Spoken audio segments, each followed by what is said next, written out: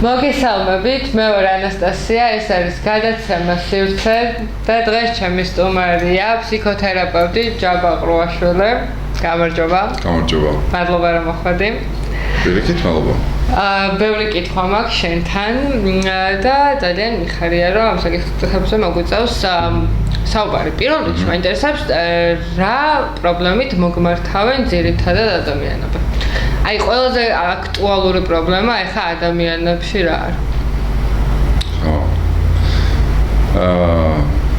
ნუ ეხა ძალიან ბევრი სხვა ტიპის პრობლემები აქვს ზოგადად ადამიანებს და მე ესე მიმაჩნია რომ ყველა ფსიქოთერაპევტს რაღაცა გარკვეული ტიპის ადამიანები მიმართავენ. და ეს რაღაცნაირად რეგულირდება, რომ ნუ ამას ჩვენ ვეძახით ველის თეორიის მიხედვით იხსნება ეს ყველაფერი. და მე მგონია, რომ შემთხვევითი კლიენტი არასდროს არ მოდის ფსიქოთერაპევტთან. ანუ რას გულისხმობ, რომ აი ეს ადამიანური არაცნობიერი ურთიერთობა რაღაცნაირად ისე ყალიბდება, რომ ამაში უშუალო ჩართულები შეიძლება ითქვას, რომ ჩვენ არ ვართ. და შერჩევას როცა ახდენს კლიენტი ფსიქოთერაპევტისას, მასში რაღაცა ზემოქმედებს. და ეს ზემოქმედებით ირჩევს. ბევრი ფსიქოთერაპევტი აცხადია ბაზარზე, და როცა ადამიანს კონკრეტული რაღაცა პრობლემა აქვს, აი ვიღაცისკენ გაუწევს გული. კი, ბევრი გამიგიას, რომ აი ვიღაცასთან ვერ ვიარე და ბოლოს ვიპოვე ჩემი მისთან თავს კარგად. კი, და ეს ურთიერთობა არაცნობიერად ჩვენ და დამოუკიდებლად ყარდება. შესაბამისად, ანუ მე შემიძლია ვთქვა, ჩემ შემთხვევაში რა ტიპის დარღვევებით, ან რა ტიპის პრობლემებით მომართავენ ხოლმე, ძირითადად ჩემ შემთხვევაში ხდება ხოლმე, რომ ფოთვებით როცა იტანჯება ადამიანი. ანუ ძირითად ჩემი კეისები არის ხოლმე ფოთვებზე. მაინტერესებს ყველაფერი ფოთვებზე, იმიტომ რომ ძალიან ბევრი ადამიანს ჩემს გარშემო აწუხებს, როგორ შეიძლება ამის მართვა. თუ მედიკამენტოზური ჩარევა არ უნდა მაგალითად ადამიანს. ხო, ანუ მე აბსოლუტურად არ ვარ მედიკამენტების წინააღმდეგი. უბრალოდ ფსიქოთერაპევტი არ ნიშნავს მედიკამენტს ფსიქიატრი. მაგრამ როცა შფოთვების დონე იმდენად მაღალია, რომ ადამიანს თერაპიულ სივრცეში ჯდომა მუშაობა არ შეუძლია, ამ შემთხვევაში ცხადია, რომ ჩვენ თანამშრომლობთ ფსიქიატრებთან, რომელიც სწორად დასვავს დიაგნოზს, შეურჩევს მედიკამენტს, რომ მან შეძლოს ფსიქოთერაპიაზე სიარული. აი ეს აუცილებელია მედიკამენტოზური ჩარევა? ყველა შემთხვევაში არა, ცხადია, ყველა შემთხვევაში არა. გააჩნია შფოთვის დონეს. თუ შფოთვა ძალიან მაღალია, მაგ შემთხვევაში არის სასურველი, რომ მოძლიერდეს შინაგანი გარკვეული რესურსი გაუჩნდეს ადამიანს, რომ ფსიქოთერაპიაზე სიარული შეძლოს. ყველა შემთხვევაში ეს ვერ ხდება და შესაბამისად, ანუ ამ დროს ფსიქიატრი უბრალოდ ხელს უწყობს იმას, რომ ადამიანი მოძლიერდეს, რომ დაიწყოს ფსიქოთერაპია. ეხლა მედიკამენტის შემთხვევაში მედიკამენტი არასდროს არ ებრძვის მიზეზს, საიდანაც მოდის ეს შფოთვა. ეს არის რაღაცნაირი დროებით მიყუჩება იმ კონკრეტულ მომენტში. კი. ფსიქოთერაპიის დროს უფრო ხდება შემხებლობა და გადამუშავება იმ ნაწილების, რომელსაც გაურბის ადამიანი. ეს არაცნობიერი პროცესია, ცხადია, ხა ეს გაქცევაც არაცნობიერი პროცესია, ეს ავტომატურად ხდება. და ცნობიერების ამაღლების შედეგად, როცა ადამიანი ეხება და იწყებს ამის გადამუშავებას, შესაბამისად შფოთვა ლაგდება. ხშირ შემთხვევაში ან შფოთვის გამოწვევის მიზეზი არის არარეალიზებული ემოციები, რომელსაც ჩვენ განვიცდით.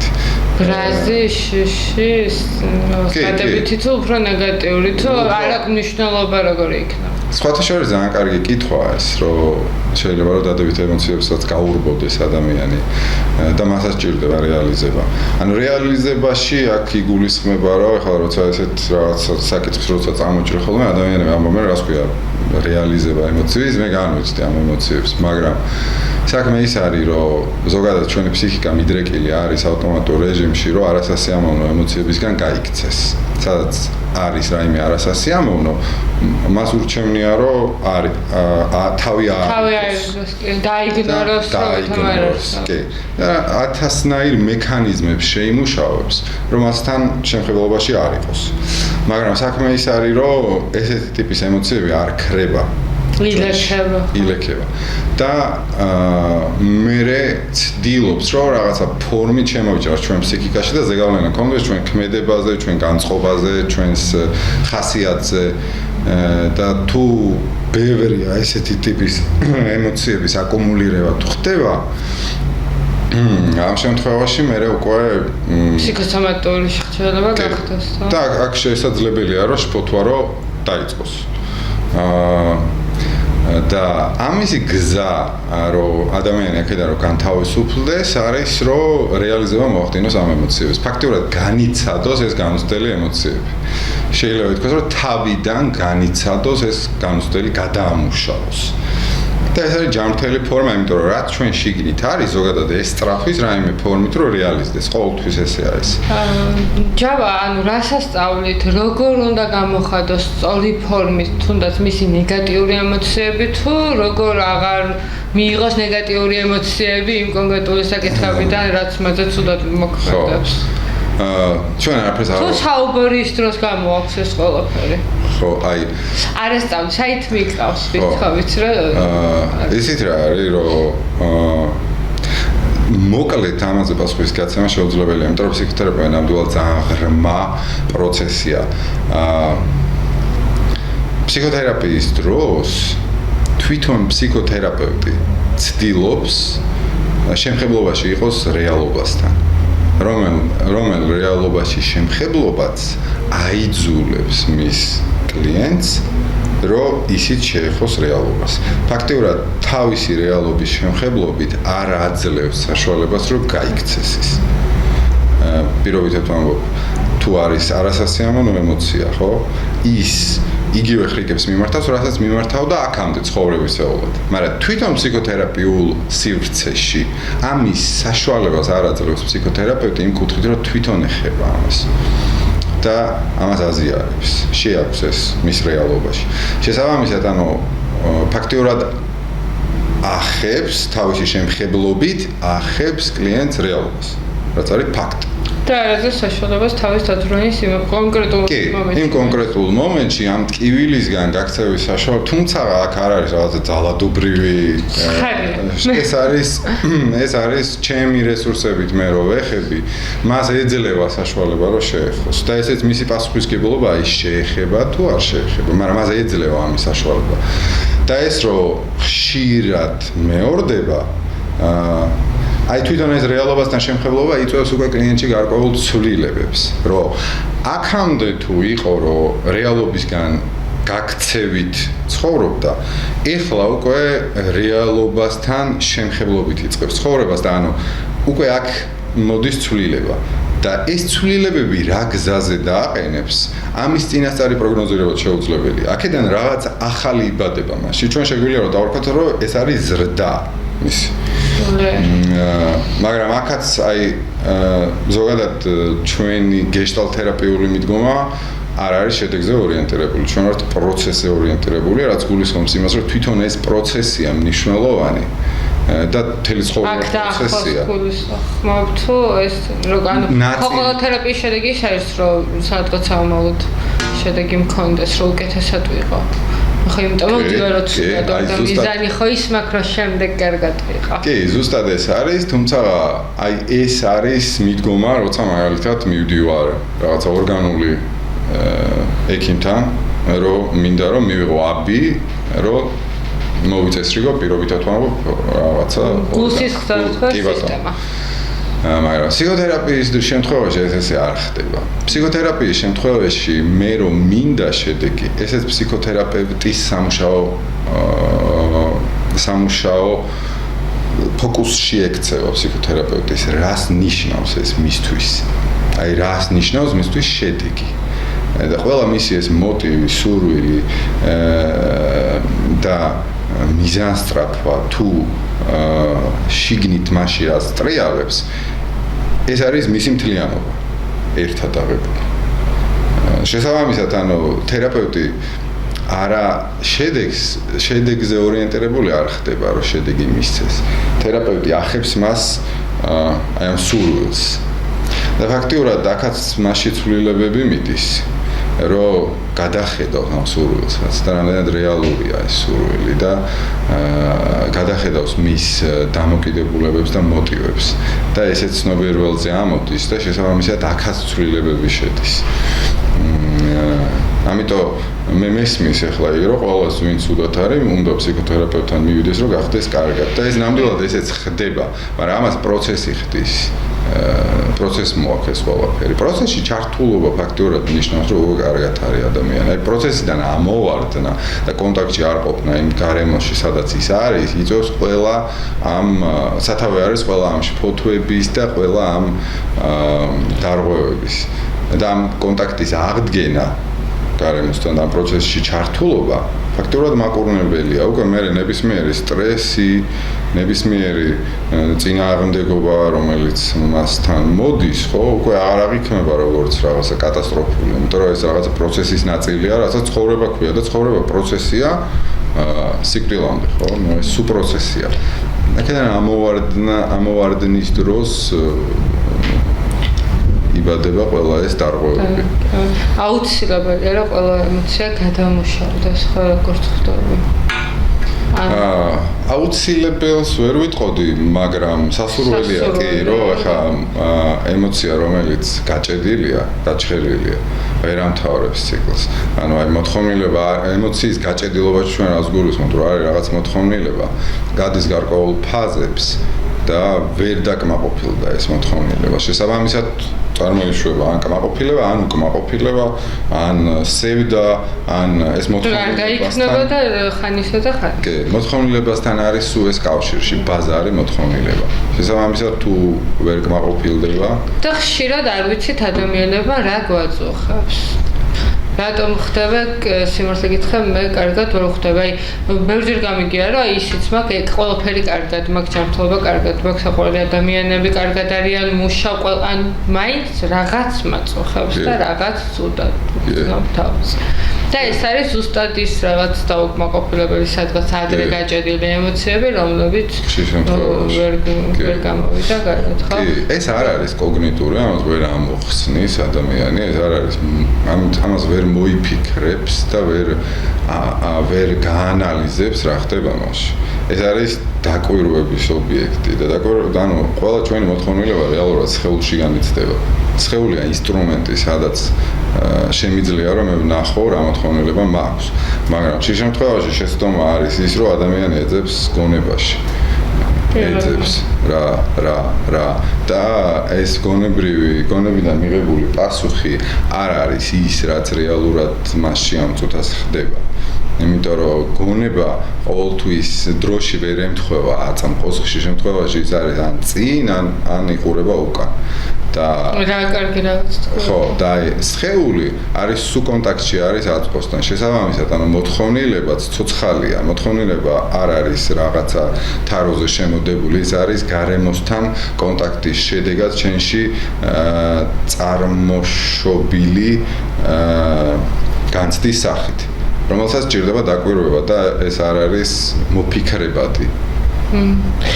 როგორ ჯობია უშენ როგორ ფიქრობ ინდივიდუალურად ჯობია გაიარო ფსიქოთერაპევტთან კურსი თუ აი ჯგუფური მაგალითად როგორ სტარტდება ჰოლოტროპული ვიცი რა შენ ამასთან შემხებობა არ გაქვს მაგრამ რაღაც კუთხით მაინც შენ პროფესიას უკავშირდება აი ჯგუფური შეხვედრები უფრო ეფექტურია თუ ინდივიდუალური ესეც თავისი ადგილი აქვს მე ვერ ვიტყვი რომ ერთი არის ეფექტური და მეორე არა ან ის უფრო ეფექტურია და მეორე არა ინდივიდუალურ შენასებს თავისი შინაგან ადამიანი როგორ არა მარტო ეგ ჯგუფურში ზოგადად ველი მუშაობს ეს ნიშნავს იმას რომ რაღაცა ეს ჯგუფი გარდაიქმნება სწორად ჩატარებული თერაპიის შედეგად ერთ მთლიანობად რომელშიც შენ ხარ შემადგენელი ნაწილი შენი წუხილი შეიძლება სხვა ადამიანში რეალიზდეს იმ წუთას და პირიქით ანუ ეს ფაქტურად შენ ერთი მთლიანობის ნაწილი ხდები და ეს მთლიანობა ცალკე სახე აქვს კიდე რომელიც მეტია ვიდრე უბრალოდ ამ ინდივიდების ჯამი ის არის ცალკე არსება და ველის თეორიის თანახმად, ანუ ეს მე რაღაცა შემაქვს ამ ველში და ყველას თავისი შემო აქვს. თავისი ისტორიით მოდიან ამ ველში. შესაბამისად, ველი თავის თავს კურნავს. გაზია შეიძლება მე მორცხოდო ან რაღაც წინააღმდეგობა მოგდა ვიღაცა რო აზიარებს. აი ჩემთან მე მომეცეს შვება. ან ძალა რომ მეც ჩემი გავაზიარო მარტო არ ვარ, აი ის ჩემზე ცუდად არის.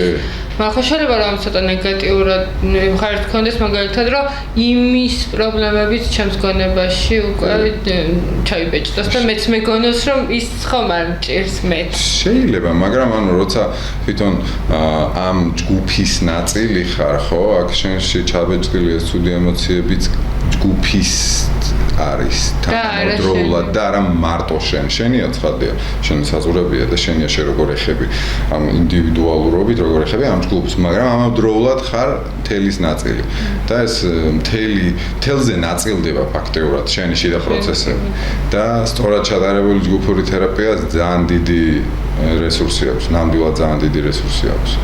ჩავა სუიციდზე მინდა კითხო. თან გაყოლილია ფსიქიკური პრობლემა თუ გენეტიკურია თუ სოციუმი, ანუ რა არის სუიციდი, დავიწყოთ იქიდან და გითხო მაგას. საიდან მოდის ადამიანში სუიციდი? სუიციდის ფიქრები, ანუ მიდრეკილება უნდა მქონდეს ამისკენ, თუ აი შეიძლება რომ სრულად ჯანსაღი ფსიქიკის ადამიანმა მიიღოს ეს გადაწყვეტილება. ხო.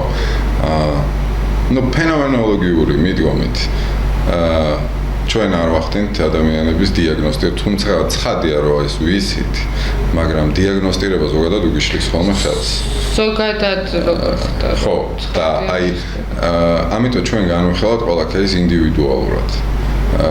და ზოგად განზოგადებას ვერ მოვახდენთ. აი სუიციდზე როგორც საკითხზე რომ იმჯელოთ ჩვენ, ხო?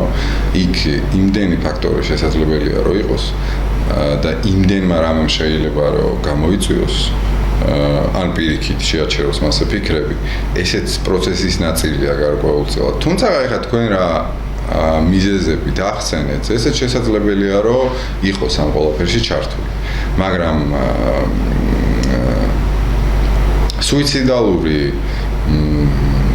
სუიციდალური აზრების, აი ჩვენ უნდა მოვახდინოთ, ჩვენ თერაპიულ მიდგომაში აი როგორ ხდება, რომ ფაქტიურად სამშრედ იყოფა ადამიანი ჩვენთან. ეს არის კანშიგნითა რეალობა, კანსკერეთა და ფანტაზიის რეალობა. ფანტაზიის რეალობას ეკუთვნის ჩვენი წარმოდგენები, ფიქრები, აზრები, ყველაფერი რაც ხდება ჩვენს გონებაში.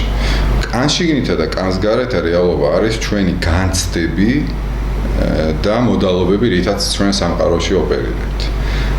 შესაბამისად, ანუ გეშტალტ თერაპიაში არის ესე, რომ გონებას ამ შრეს გონებაზე მეტად, ამ შრეზე მეტად პატივსაცემი არის ჩვენთვის სხეულებრივი განცდები. ადამიანს, რომელსაც მოსდის სუიციდალური აზრები, მეტწილად არის ის გონებაში. სხეულში არ არის გონებაში. და გონება და ემოციები ერთმანეთთან კავშირში არის, ცხადია. როცა გაცნობიერება ვერ ხდება ფიქრის, ხო, რომ ის არის უბრალოდ შენი კადრი და არა რეალობა. ავტომატურ რეჟიმში როცა მოდის ფიქრები, ადამიანი ვეღარ აიდენტიფიცირებს ფიქრს თავის იდენტობასთან და რეალობასთან, შესაბამისად გარჩევა ვეღარ ხდება და ამ დროს სხეული აწვდის რეაქციას. რომ თუ რაღაცა კოშმარს ფიქრობს თავის თავში, სხეულს აქვს თავისი რეაქცია. ან შიში, ან ბრაზი, ან გაქცევა, ან უამრავი განცდები, რომელიც შემოდის სხეულში. მაგ დროს, როცა ადამიანს აწუხებს სუიციდალური ფიქრები, ობსესიური სუიციდალური ფიქრები, იმყოფება ამ ფანტაზიის შრეში, რაც არის კოგნიტური. შესაბამისად, ანუ ძირითად შემთხვევაში თერაპია მუშაობს ესე, რომ ნელ-ნელა ადამიანმა დაიწყოს თავისი სხეულებრივ განცდებზე დაკვირვება, რომ ნელ-ნელა ამ გონებიდან თავისი დაკვირვება გადავიდეს სხეულში.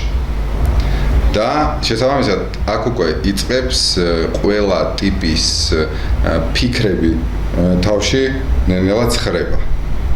როცა ის აღარ არის გამუდმებულ რეჟიმში, აღარ მუშაობს. ნუ პირველი სადაც ილინკება ეს არის დეპრესიული მდგომარეობა. და ხშირად დეპრესია აღიქმება, როგორც აი უნდა იწვეს ადამიანი და ვერ იზრაოდეს, მაგრამ როგორც გავიგე, არის და შეიძლება ძალიან ქმედით უნარიანი იყოს, ძალიან სიცოცხლით ავსე გეჩვენოს, მაგრამ იტანჯებოდეს ღრმა დეპრესიით, ხო? არის ეს. როგორ უნდა მივხვდეთ თუ ჩვენს მეგობარს პირობიდან დაღმარება ჭირდება და ჩვენ ამის შესახებ არ ხო, ქართული ამბავი. დეპრესია თვითონ სიტყვა გულისხმობს, რომ რაღაცა დროის ინტერვალს გულისხმობს. ხო, აი დეპრესიაში ვარ, როცა ადამიანი იძახის, არ ამბობს, რომ ამ წუთას ვარ დეპრესიაში. დეპრესიაში ვარ, რაღაც მდგომარეობაში, როცა რაღაც დროითი ინტერვალი აქვს, გრძელვადიანი. შესაბამისად, თერაპიული ხედვით ეს აღნიშნა თვითონ არასწორია. იმიტომ რომ შეიძლება ამ წუთას არ განიცდება სხეულში საშინელი განცდები. ამ წუთას. მაგრამ ეს არის, ტერმინი რო ვიხმაროთ, დეფლექსირებული, ანუ ამას არ ეხება ადამიანი, რომ ამ წუთას კარგად არის, კოგნიტურად იდენტიფიცირებას ახდენს, რომ ის არის დეპრესიაში. იმიტომ რომ მისი დაკვირვების შედეგად ერთი კვირა იყო ცუდად. ამიტომ თერაპია ამასაც ეხმარება, რომ აი ამ სხეულურ განცდებთან ახლოს ყოფნით ფაქტობრივად თავიდან გადახედვა ხდება თავისი მდგომარეობისას. იმიტომ რომ ხშირ შემთხვევაში შეიძლება არ არის ცუდი განცდები. პირიქით ასეამოვნო განცდები, მაგრამ ამის გაუფასურება ხდება, იმიტომ რომ გონებას აქვს იდენტიფიცირებული, რომ მე ცუდად ვარ და დეპრესიაში ვარ. ხა კლინიკური გაგებით დეპრესია რასაც ნიშნავს ვიცით ახლა ეს რა არის რა, რომ აი გარკვეული პერიოდის განმავლობაში გუნება-განწყობის დაქვეითება. მაგრამ ეს უფრო არის სადიაგნოსტიკო ინსტრუმენტი, რომ შევაფასო მე მდგომარეობა. მაგრამ თერაპიულ არეალში ჩვენ გარკვეულწილად კი ჩვენ მონიშნავს ვახდენთ გუნებაში, რომ რა ხდება აქ, მაგრამ თვითონ პროცესისთვის ეს ხელი შემშლელია. პირიქით, მე რო იდენტიფიცირებ მოვა ეს დეპრესიაშია ვარ, როცა ამბობს ადამიანი, ანუ ჩვენ ამას არ განვიხილავთ, ჩვენ თვითონ პიროვნებას ვეხებით, პიროვნებასთან გვაქვს კონტაქტი და არა მის კონკრეტულ რაღაცა დარღვევასთან, ეს შემადგენელი ნაწილია მისი. გესტალტი ზოგადად იწყებს მთლიანობასთან მუშაობას და მისი ხედვით მთლიანობასთან შემხებლობით და მთლიანობის კურნებით ნაწილები თვითონ ლაგდება და ესეთი ხედვა აქვს გესტალტს იყო პირიქით მაგალითად ფსიქოანალიზში არის რა რომ მე ერთ კონკრეტულ ზე ფოკუსირდები და მისი დალაგებით შემაქვს ცვლილება ადამიანში და აქ არის პირიქით ხედვა არის პირიქით რომ მე მთლიანობას ვეხები და მე მთლიანობას ვეხები ადამიანთან ერთად რეალობას ვეხები სადაც ვართ და აი ეს და ის ცდილობს რომ თვითონაც შეეხოს და აი ეს შემხებლობა მთლიან პიროვნულ ცვლილებას იწვევს რომელიც ცხადია რომ ნაწილებზე აისახება ანუ აქ არის პირიქით დანახული ადამიანი ყველა ადამიანმა უნდა მიმართოს ფსიქოთერაპიას როგორ ფიქრობ რაღაცების თავიდან ასერიდება სანამ მართლა რამე დაემართება თუ არ არის აუცილებელი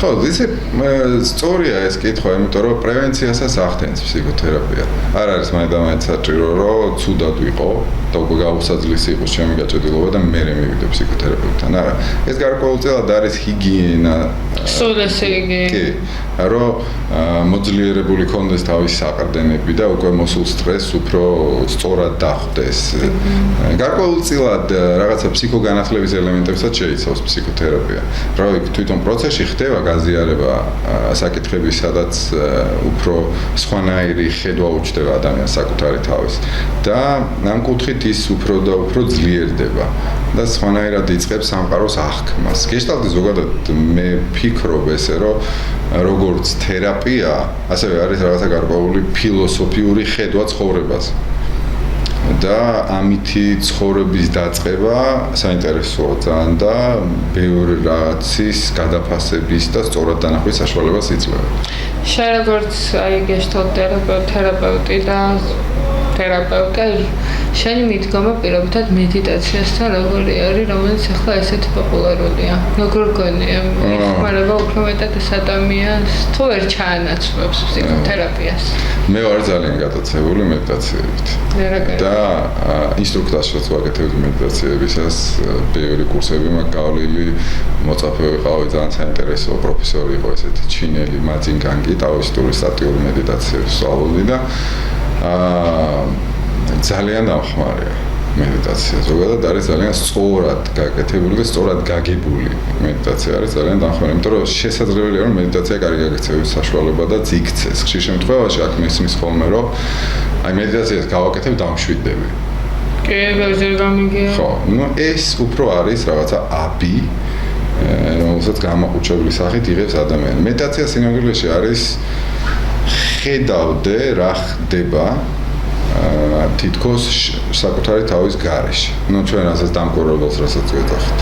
ესე იგი განსჯის გარეშე, კოგნიტური ფუნქციის გარეშე, აი ნულოვანი წერტილიდან ხედავდე პროცესს ჩემში მიმდინარეობს და ვაძლევდე მას თავისუფლებას.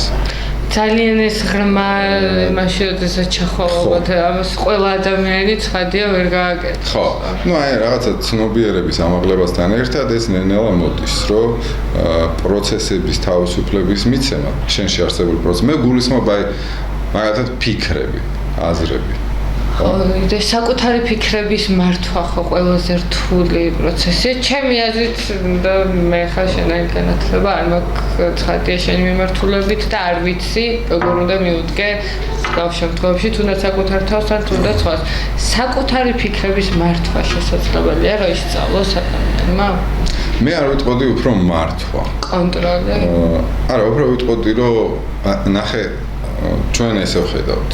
მე ესე ვხედავ. შენ როგორ ხედავ? არ ვიცით რა მოვა. და ისეთ რაღაც მოდისაც არ მინდა რომ მოვიდეს. არ მინდა რომ მოვიდეს. აი ეს არ მინდა უფრო დიდი პრობლემაა, ვიდრე ის რაც მოდის. მეძინება და ვერ ვიძინებ, იმიტომ რომ აი რაღაც ფიქრი მოდის და არ მინდა იმ მომენტში რომ მოვიდეს, აი რა ვქნა ეგეთოს ხდება მაგის. აი სამშობლო არის რეზისტენტულობაზე. ჩემი წინააღმდეგობა რაღაცის მიმართ ქმნის იმას, რისი წინააღმდეგიც ვარ. ჩემი წინააღმდეგობა ქმნის ამას. აი მაგალითად არასასურველი რო არის კონკრეტული ფიქრი. აი ეს არასასურველობა შეფასებითი მხარე. ეს ჩემთვის კატასტროფა და არასასურველია. იმ ფიქრის შემოსulis შანსს აძლიერებს.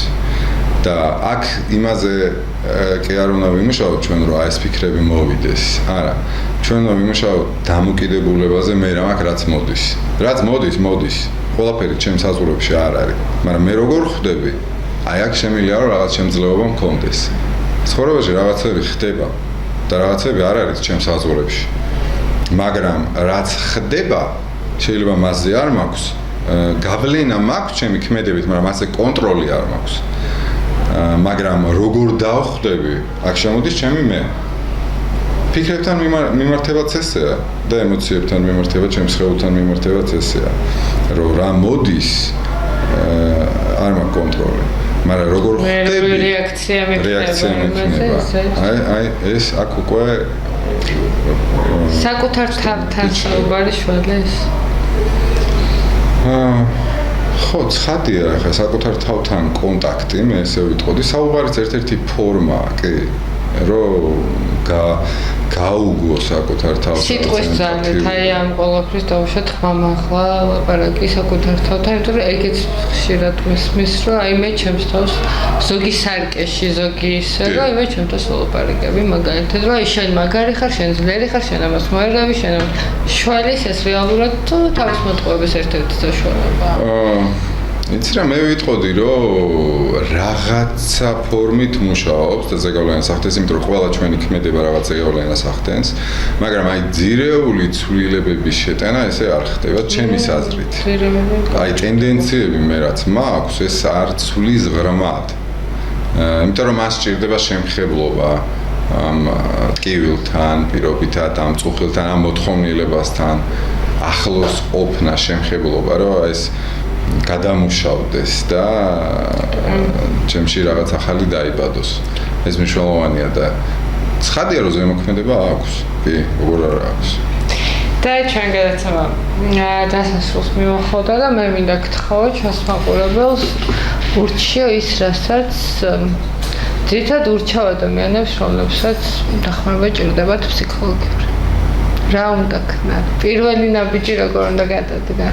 ალბათ უნდა მოიძიონ მათთვის სასურველი თერაპევტი და რაც ყველაზე მნიშვნელოვანია, რომ თერაპია არის ხანგრძლივი პროცესი. ხშირად გამიგია ხოლმე, რომ აი 3 ვიზიტზე ვიყავი, არაფერი არ მოხდა და ნუ ესე არ ხდება. ეხლა მთელი ცხოვრება ჩვენ რაღაცას ვაგროვებთ, რაღაც ტკივილებს, რაღაც ტენდენციებს და სამწუხაროდ 3 ვიზიტში განკურნება არ ხდება. სამწუხაროდ კი. ძალიან დიდი მადლობა. პირიქით ძალიან საინტერესოა შენთან საუბარი. მადლობა რომ გამონახე, ვიცი ძალიან დაკავებული გრაფიკი გაქვს და მედია რომ შევხვდებით კიდე და მოხვალ ჩემთან სტუმრად. მადლობა ყურადღებისთვის. დროებით.